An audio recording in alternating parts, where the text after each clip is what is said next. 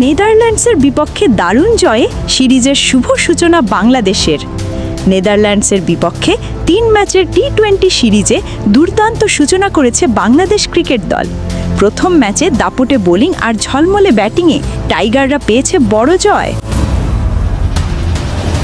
টসে হেরে প্রথমে ব্যাটিং করে নেদারল্যান্ডস। শুরু থেকেই বাংলাদেশের বোলাররা নিয়ন্ত্রণ ধরে রাখে। তাসকিন আহমেদ তার গতি আর আগ্রাসী বোলিংয়ে ডাচ ব্যাটারদের নাস্তানাবুদ করে দেন। তিনি ৪ ওভারে মাত্র ২৮ রান দিয়ে তুলে নেন গুরুত্বপূর্ণ ৪ উইকেট। এছাড়া সাইফ হাসানও তার অফ স্পিনে দেখান কার্যকারিতা। ২ ওভারে মাত্র ১৮ রান খরচায় শিকার করেন ২ উইকেট। মুস্তাফিজুর রহমান তার কাটারে তুলে নেন ১ উইকেট। নির্ধারিত ২০ ওভারে ৮ উইকেট হারিয়ে নেদারল্যান্ডস সংগ্রহ করে মাত্র ১৩৬ রান।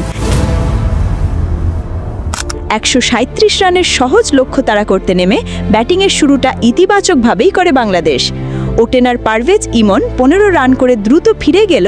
অপর প্রান্তে দৃঢ় ছিলেন তানজিদ তামিম, যিনি ২৪ বলে ২৯ রান করেন। তবে মূল নায়ক ছিলেন অধিনায়ক লিটন দাস। ক্যাপ্টেন স্নক খেলতে গিয়ে তিনি ২৯ বলে দুর্দান্ত ৫৪ রান করে দলকে পৌঁছে দেন জয়ের বন্দরে। দীর্ঘদিন পর জাতীয় দলে ফেরেন সাইফ হাসান, আর ফেরার ম্যাচেই খেলেন ঝলমলে ইনিংস। তিনি মাত্র ১৯ বলে অপরাজিত ৩৬ রান করে দলের জয় নিশ্চিত করেন। শেষ পর্যন্ত ৩৯ বল হাতে রেখে ৮ উইকেটও বড় জয় তুলে নেয় বাংলাদেশ।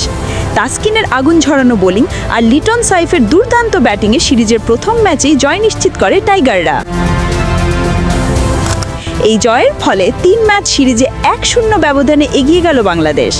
বাকি ২ ম্যাচে দল একই ধারাবাহিকতা ধরে রাখতে পারলে সিরিজ জয় হবে সময়ের ব্যাপার মাত্র।